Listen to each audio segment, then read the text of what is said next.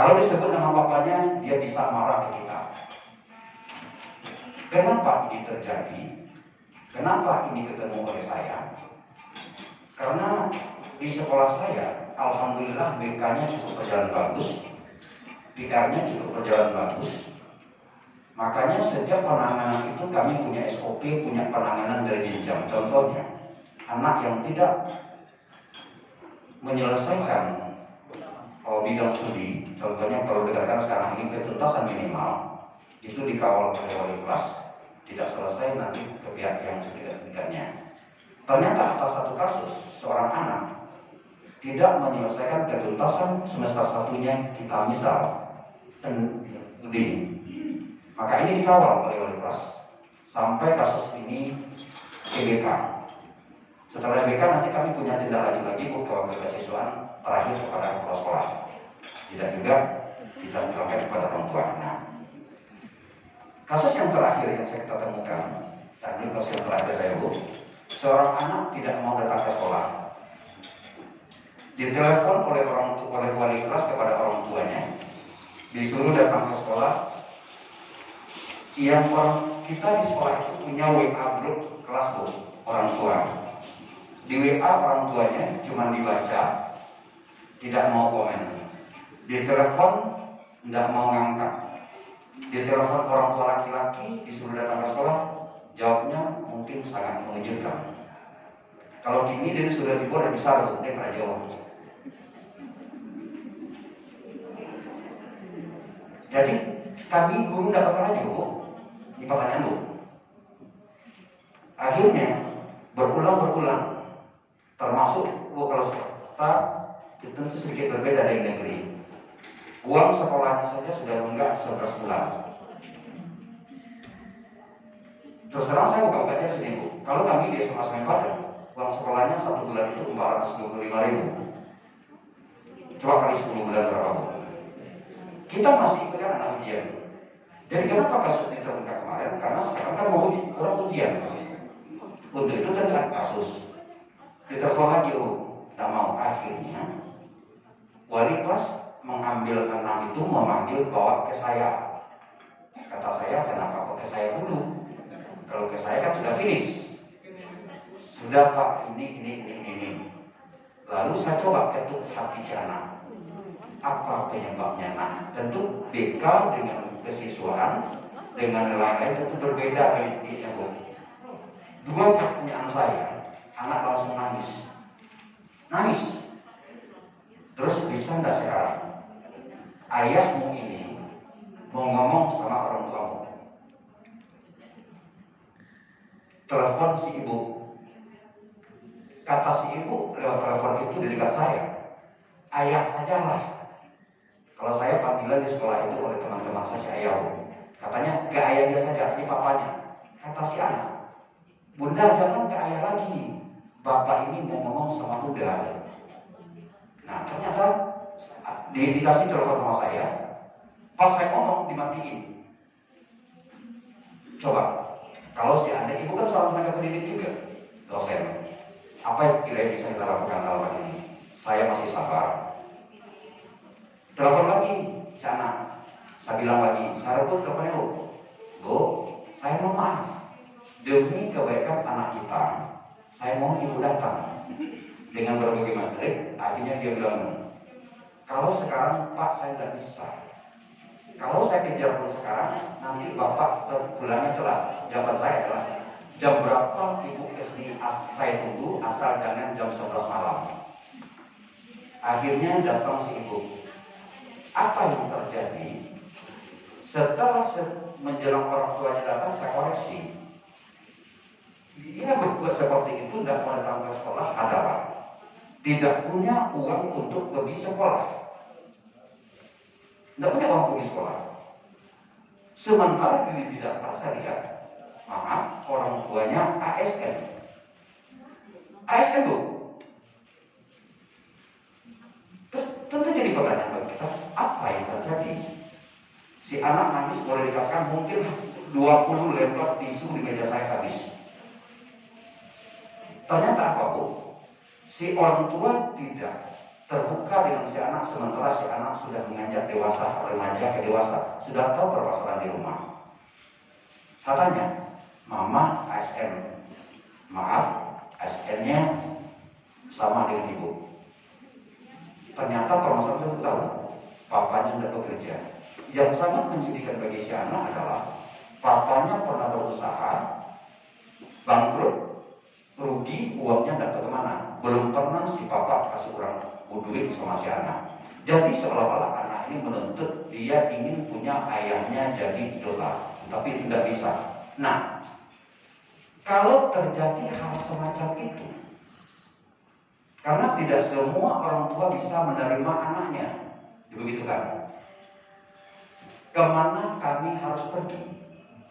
Dan sejauh mana kewenangan hak pemegang dari puskesmas untuk menangani ini? Itu pertanyaan itu. Karena setiap sekolah mungkin tidak semua guru mampu untuk menghadapi orang tua sekarang. Kepada kita yang hadir sekarang, karena saya dari tahun 94 Semen Padang bergelut di bidang kesiswaan. Saya pernah dikejar oleh orang tua murid ke sekolah hanya gara-gara bapak ibu tahu nggak? Kami sama dengan Pak Zulu. Hari Jumat itu kami muhadharah pembinaan remaja. Anaknya nggak ikut. Lalu kita panggil anaknya, lari kita kejar. Dipanggil datang ke sekolah orang tuanya. Saya biasanya gini, Bu, Pak, Ibu datang ke sekolah namanya siapa? Namanya Pak Das. Iya. Apa kira-kira Bu, Pak? Hanya gara-gara tak sholat saja, Pak. Hanya gara-gara tak sholat saja, Pak. Kecil ibu, ambo jawab Pak, namu main mah kecilnya kamu. Akhirnya mau jawab ibu, Pak kalau main jambu ibu, kini awak main dalam ruangan ambo dulu, main di luar ibu awak main lo. Bapak ibu tahu kan siapa dia? Pakai baju loreng. Alhamdulillah di HP saya pernah berfoto dengan Wakapolda. Pak tahu ini, baru dia suruh minta maaf. Nah pertanyaannya, kemana, sejauh mana, dan apa yang harus kami lakukan kalau ini ketemu 1, 2, 3, apalagi nafsah. Ini pertanyaan lo. Nah, untung kita kerjasama kita bagus dengan puskesmas. Karena yakin kita sekarang, saya tidak terlalu menghilangkan gadget. Kita pun orang tua sudah gila juga dengan gadget. Jangan salahkan anak. Saya setuju dengan karikatur yang ibu bukan tadi. Anak nanya, pergi jalan. Jangan bohong kita yang dari sini. Pernah kita lakukan. Yang kedua, untuk kita tahu, saya pernah bercerita dengan teman saya 2 minggu kemarin yang telah pensiun. Pensiunnya sudah jalan 4 bulan. Bulan pertama aman, bulan kedua aman, bulan ketiga aman, bulan keempat tidak aman. Nyojago pagi, mandi, buka baju, tukar baju, kalau mari cari baju, tanya ke bini, Bu, apa baju narancak dipakai gini? KPK ada, tapi kapel. Artinya di sini juga rusak psikologisnya. Berhubung sekarang saya juga mau pensiun 2 tahun lagi, kira-kira kalau seandainya ini terjadi sama kita, hati-hati loh Bapak Ibu. Semua kita akan mengalami hal yang sama. Apalagi maaf, yang ada di sini kepala sekolah banyak, punya jabatan, biasa memerintah, biasa ini. Sekarang kita ada pensiun, tidak ada lagi yang mau diperintah. Anak sudah punya dunia sendiri. Apa yang harus kita lakukan? Terima kasih.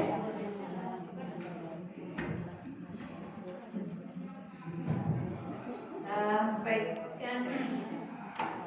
Terima kasih Pak. Ya, untuk ini juga ya permasalahan yang dialami ya di sekolah. Ya. Tetapi itu sangat bagus sekali ya cara Bapak untuk menindaklanjuti sebenarnya ya.